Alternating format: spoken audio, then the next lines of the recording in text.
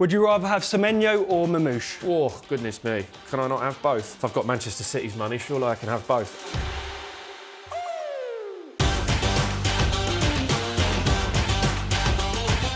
It's FA Cup weekend and Manchester City travel to Bournemouth. This is Tactics Exposed Team Talk, and we're back with Sunsport's tactics guru, Dean Scoggins, to answer your questions. Exciting weekend of football ahead, Dino? Yeah, very exciting. Pep Guardiola, quarter-final of the FA Cup, his last chance to win a trophy this season. We never thought we'd say that at this stage. Thanks for all the comments and questions that are coming in. Keep them coming and we'll answer those. And yeah, let's go to the first question. OK, so starting off, if Bournemouth's chaos press works so well, will City just play the long ball to Haaland again? Yeah, that's a great question. First of all, thank you for sending that in. And Man City have become a long ball team, apparently. And Pep Guardiola turning into Tony Pulis half the time. But look, it's not always the case. But what they did against your beloved Chelsea was they beat that press by going over the top of it, OK? And they're playing against a team who press more than any other team in the Premier League. So Bournemouth have been fabulous to watch this season. The form's gone a bit AWOL at the moment. I think it's 5 games without a win, if you include the FA Cup draw that they won on penalties. But what Manchester City could do is just be way more direct, OK? So what we'll see from Bournemouth, straight to the board, is we'll see them push on. So this could be Tavernier, it could be, we could have a midfielder pushing on, we could have Evan Nielsen pushing right on to Man City. Semenyo will follow that press into here and they'll back up the press like this. Straight away, we see Bournemouth in an area of a field where they make the field narrow and they make the play, may make you play through this area to try and force the ball back that way. They've had the most turnover wins in the opposition third. They've had the most turnover wins in the middle third, so they win the ball back there. So what City have got to do? Do they switch the play quickly through this way, which often means that Bournemouth can shuffle across when the ball's in the air, or do they commit? Do they push these players right upfield at Newcastle against Liverpool in the League Cup final, and they create this area here where you could end up with 4-1-1-4, OK? So that is Haaland pushing up with Marmoush, Foden perhaps in behind, and then you might have Doku one side and Semenyo the other, depending on who Pep Guardiola selects. That then means you take out this area of press by being direct. So a big part of Manchester City's game has always been playing out from the back. But as you speak there about Bournemouth's press, will that allow City to play it, or will they have to go long? Well, that's risk-reward. So it's almost that, I've talked about this before on Tactics Exposed, is that game of chicken. So what a lot of teams want to do is to have the ball in this area and force teams to come onto them here.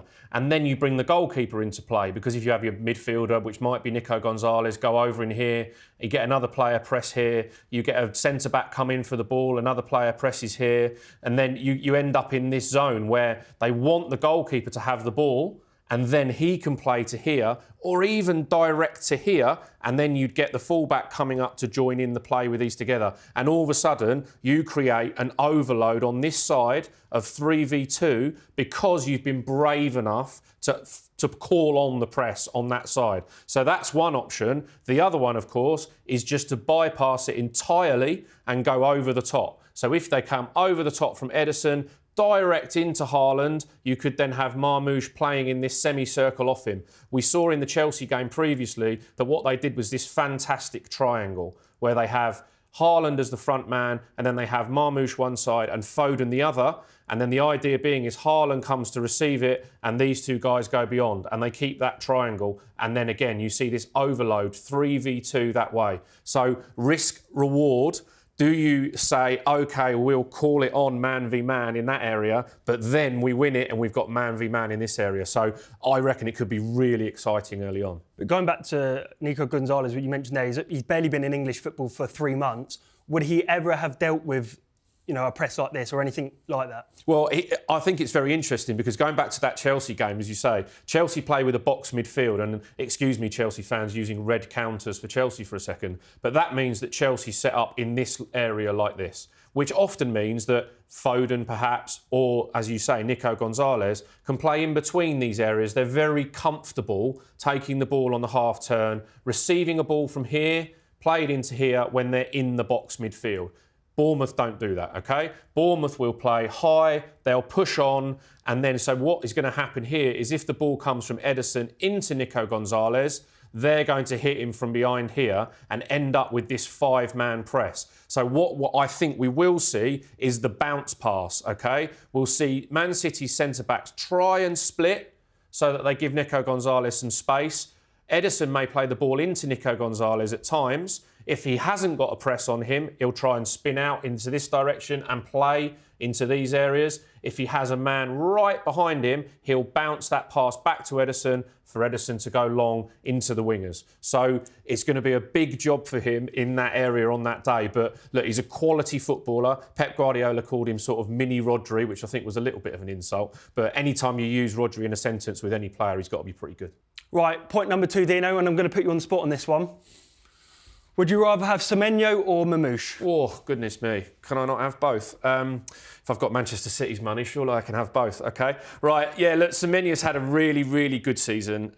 If he was a little bit better in front of goal, I think that Bournemouth would be even higher up the table than they are. And I'll just explain that for a second before we move on to Marmoush, because as we've talked about before, what they do is they press very high, OK? So, but what Semenyo does brilliantly, OK, is the timing of the press. So if the ball goes, let's say the ball's with Ederson, which it will be a lot of the time for Man City in an anti-press type of game. So they're going to push one on there, Bournemouth.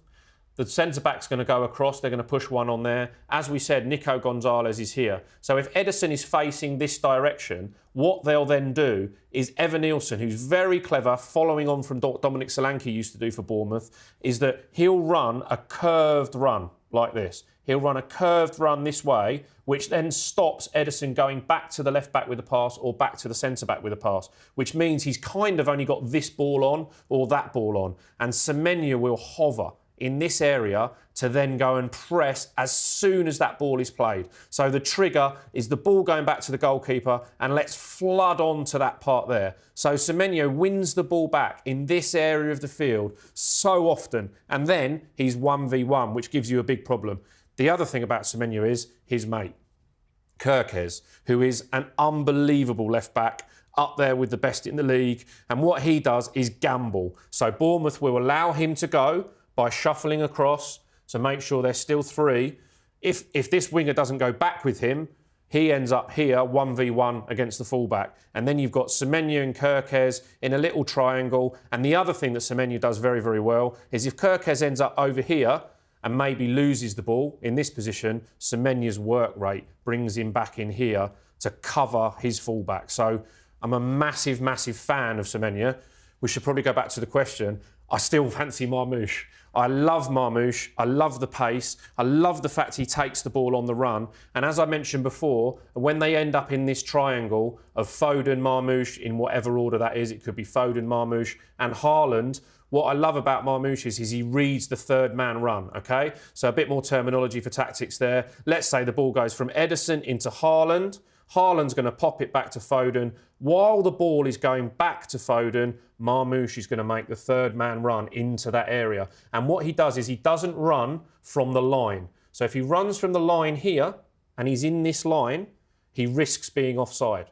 He runs from here. He's quick enough that he runs from there. So when the ball's played, he's probably here, miles onside. By the time the ball drops, he's in that area there. So that late direct run from Marmoush is one of my favourite tactical things that we've seen all season. And I have to say, Manchester City have an amazing knack for managing to find these goal-scoring wide players or forwards. Yeah, and again, in this game, if they go with Semenyo one side, Doku the other, Marmoush here and Foden here, you know, never mind keeping Haaland quiet, that's quite a job to do. But I'd like to think Pep will do that. You know, you're not going to beat Bournemouth by playing contained, sort of controlled football, because as we've seen all season, they steal it off you in there. So get it up there, get it to Marmoush, get him running those direct runs in behind, and let's see goals. OK, Dino, 3rd and final question here. How can Pep get Foden flying again? Big question, eh? We saw him not play particularly well for England in that first game and then was on the bench for the second game. But he did come on in the second game, and I saw something in that, which if you haven't watched the England review show, go back and watch Tactics Exposed there. And it was where Foden came and collected the ball from. And if we go back and look at the formations here again, and then we imagine that we have Bournemouth in that 4-2-3-1 setup as we expect them to be. And as I said, if Pep Guardiola is very brave and just plays Nico Gonzalez here, he could end up with more two attacking players there. If he starts Marmoush on the left, he could still end up here with Foden and Silva or Foden and De Bruyne, okay? But let's focus on if Phil Foden is in an area like this. What he did in that England game was not just be forcing a team back this way. He recognises that if he goes into this area here and we have a striker and a midfielder, we end up with congestion, okay? In this area here, we end up with too many players, close quarters, not very good, okay? So what a striker wants to do is drag a player this way to create this space here, open up those passing lanes, and if Foden drops back in here and receives the ball in this area, he's an expert at spinning and giving it to a winger to be 1v1, and now look at the space that we've opened up. So I'd really like to see Foden in a central area again for Man City this week, because he's operated all over that front five. He played as the false nine against Liverpool when Haaland was not available. He's played off the right, he's played off the left. He's even played as a deeper line midfielder in the FA Cup game so far. But being moved around so much, he's not found as much rhythm. So we want to see Phil Foden in these areas round the edge of the box where he can influence play this way, where he can be playing 1-2s with the striker and getting himself in behind in that area again to score goals. He hasn't scored enough goals this season. He hasn't impacted players much this season. Yet he's still world class, right? He's top class. It's just how they get him in the game enough to get more out of him. And as you said before, they've changed their game a little bit, so he's a little bit more direct and a little bit less playing around, which is affecting Foden. Yeah, and it's a good point you make there, because we've seen at club level and internationally, Foden has moved around. He's played, as you said, he's played everywhere. Do you think it's important now that Pep, and I guess Tuchel now with England, does find Foden's best position and almost keep him there? Well, it's almost like they're both spoilt for choice, right? You know, if you've got Doku, Semenyo, Doku's been excellent lately, by the way. First half of the season, not great, but recent weeks, really, really good.